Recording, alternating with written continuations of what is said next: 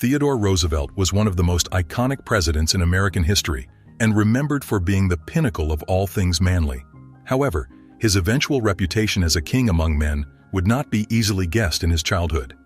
For much of his early years were spent in bed, as he was quite sickly. Young Theodore would spend years reading and dreaming of an extraordinary life, tutored at home and friendless for much of his childhood. So how did he change his fate? His secret was his romanticism, determination, and persistence. Before we begin, make sure you like and subscribe. And if you like to support the channel, please check out the link down below so we can keep spreading this valuable information. The most defining trait Theodore Roosevelt possessed was his deeply romantic view of the world. This is not the romance of falling in love with another person, but of falling in love with life. In his books, he read about a world that had heroes and villains, and where incredible things happened if a person was determined enough to achieve their aims. Dreams of hunting and exploring the world filled him with a need to escape into the outdoors after years of being confined to his bed. He carried this romanticism into every aspect of his life. He did not see a reason why he could not have everything he dreamed of.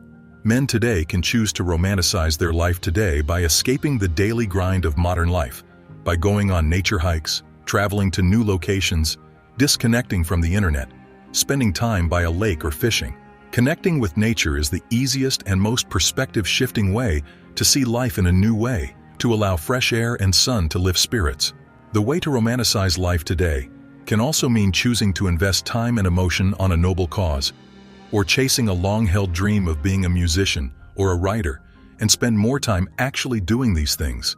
Other people might do this by enjoying a delicious meal and watching their favorite TV show in a calm and clean environment, not having to think of anything else. The most important aspect of romanticism is just putting in the extra effort to elevate your daily life. Of course, romanticism is not all about the external, but the internal life of a man. It means nurturing virtues and values inside of their hearts and minds, promising to live as an honest and honorable person, someone who does not let injustice go unanswered. Choosing to be a loyal partner and a respectful man not only builds self-worth and a good reputation, but it is an example to friends and family of what behavior they should strive for. The incredible thing about cultivating personal values and traits is that while it changes the individual, it also changes how people react to them. The easiest way to gain respect is to be a respectable person. These are all virtues that Teddy Roosevelt not only believed in, but wanted to model for the American people. He was known for standing up against unfair business practices that took advantage of the blue-collar working man. He broke up monopolies and created national parks. While the typical man cannot create treaties and command entire swaths of land to be protected, what he can do is his part. By donating to good causes, becoming aware of social injustices, even just recycling and promoting sustainable businesses, this is doing a lot of good for other people in the planet. This romantic view of the world is what overrode any outsider's influence that wanted to tear Teddy down. He did not allow cynicism, apathy, or laziness stop him from transforming into the robust and energetic man he became. Just like the country he would one day lead, Theodore Roosevelt underwent a transformation from a small, weak boy to a superpower that would be remembered for all time. Men can also pursue deep personal transformations this way. It can range from internal problems being resolved with therapy or external changes like losing weight. What matters is being able to picture a better life and then getting up and doing it. One of Roosevelt's most famous quotes is, "Believe you can, and you're halfway there." Spotlighting that self-belief is half the battle. Never has there been a man who has achieved greatness by doubting their skills and not believing in their path. In sports and competition, and even in war, it has been long acknowledged that mental battles are always present. Mind over matter is the mantra of the champion. Theodore Roosevelt's self-determination was what took him from an excited dreamer to a man of substance. He always harbored a fantasy of the West, of being one of the people to explore the final frontier of the untamed country. He came from a very wealthy family, and so he would dress in the finest leathers, expensive belts, with a knife from Tiffany's jewelers that caused other men to scoff and laugh at this rich boy trying to be a man of the Wild West. However, what people did not laugh at was his courage. He was always determined to prove his mettle and be recognized for his steely bravery.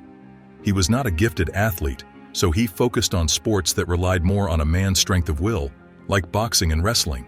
He could outlast anyone else, even if he was not the fastest or the strongest. He did not mind others' criticism, as it would do little to change his mind or his path. Men today would be wise to follow in Theodore's footsteps and apply their sheer will and determination when pursuing their goals. Results can be slow in going. It took Roosevelt until his adulthood to have something to show for his determined march forward. Going to the gym, picking up a new book, maintaining your property, creating a healthier diet. These are all things men need determination to be able to focus on. Discipline and self-motivation are impressive qualities to have. No one has ever admired a quitter or a layabout. Pushing forward, though it may be slow at first, is the only way to overcome failure and create a brighter future. Men must not let anyone else stop them from believing in themselves and their dreams. The world will already have enough doubt and cynicism to kill a million hopes without adding your own poison.